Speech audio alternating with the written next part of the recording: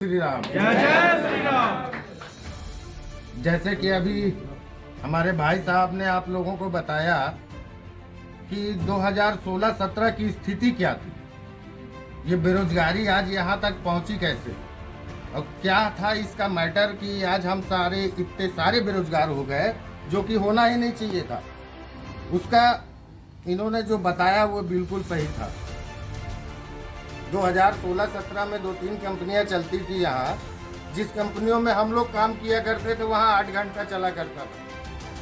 कारण क्योंकि उस टाइम पे हमारे साथ लड़ने के लिए आप जैसे जुझारू लोग थे, आप जैसे मतलब दिल से और मन से लगन से और काम करने वाले लोग थे, इसलिए वो संभव हो पाया था। तो उनका कहना सही था। बात थी सीटू की।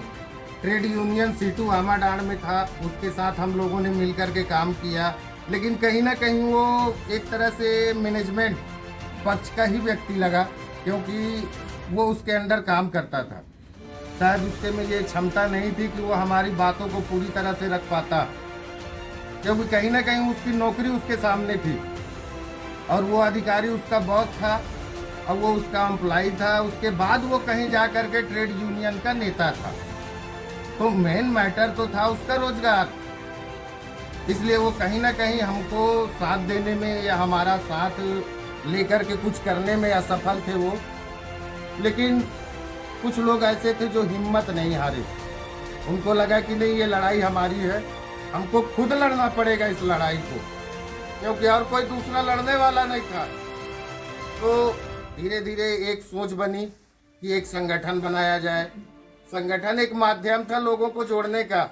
संगठन काम नहीं करता, संगठन में जो लोग रहते हैं उनकी शक्तियों से वो संगठन चलता है, ना कि किसी ही रजिस्ट्रेशन नंबर से।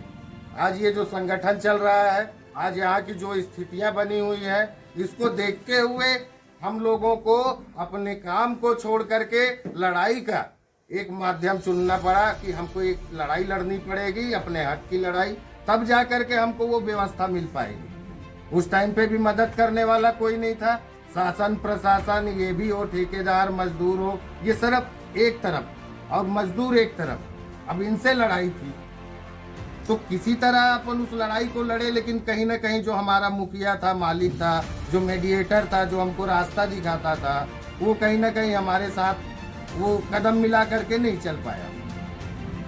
उस टाइम से पूरे आमाडाण में ठेका मजदूरों के साथ शोषण बढ़ गया, काम करने के तरीके अलग हो गए, लेकिन उसको देखा कोई नहीं। आज आमाडाण खदान बंद पड़ा हुआ है, 6 महीने से बंद पड़ा हुआ है। जितने दिन चला शोषण पे चला, कहीं पर भी माइनिंग रूल का उसमें पालन नहीं किया गया।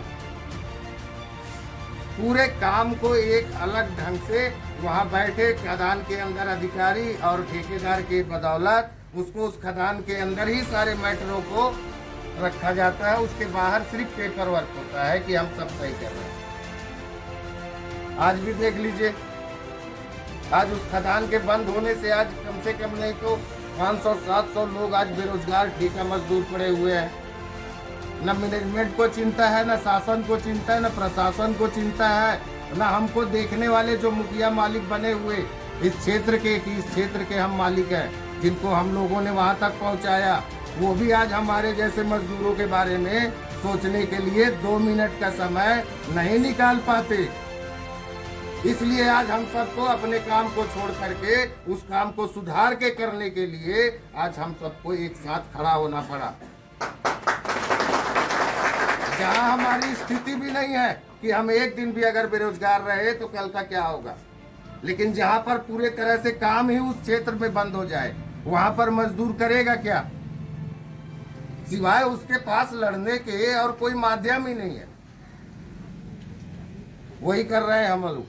आज ये आमाडाण खदान बंद, हसदेव क्षेत्र के खदान कई सालों से बंद पड़े हैं। कोई भी नहीं ध्यान दिया कि यहाँ के मजदूरों का क्या होगा, यहाँ के मजदूर जिएंगे कैसे। जिनके पास छोटा मोटा काम है, थोड़ा मोड़ा काम है, वो पूरी तरह से बंधुआ मजदूरी का काम कराते हैं, क्योंकि यहाँ तो मजदूरों की संख्या हजारों में है और काम है गिनती के कुछ। उसका कारण ये बंद पड़े खदान। ये विवाद कौन लाया? ये हमारा विवाद लाया हुआ, मजदूरों का विवाद लाया हुआ तो नहीं है कि आज ये खदानें बंद पड़ी हैं, लेकिन सबसे ज़्यादा नुकसान अगर किसी का हो रहा तो वो हमारे आप जैसे मजदूरों का, जिनकी रोजी रोटी बंद है।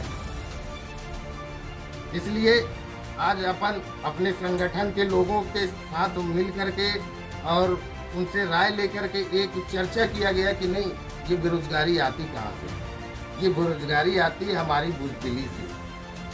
ये हमारे आप जैसे वर्कर जो काम करते हैं उस मालिक को समझते हैं ये भगवान है, और वही डर हमको जीवन भर के लिए नर्क में डालता है। आज वो डर, आज कई सालों से वो डर हमारे अंदर बैठा हुआ है। लेकिन मैं आज आप सबको धन्यवाद देना चाहता हूँ इस बात के लिए कि आज आप सबने एक निश्चय कर लिया है कि हम अपना हक लेके रहेंगे और इसको लेने से कोई नहीं रोक सकता। और ये बहुत अच्छी बात है कि आज मैं कम से कम इस काम में थोड़ा सा सफल रहा कि लोगों को समझा पाया कि नहीं, वास्तव में हमारा और मजदूरों का एक मतलब अहम भूमिका है इस पूरे देश में।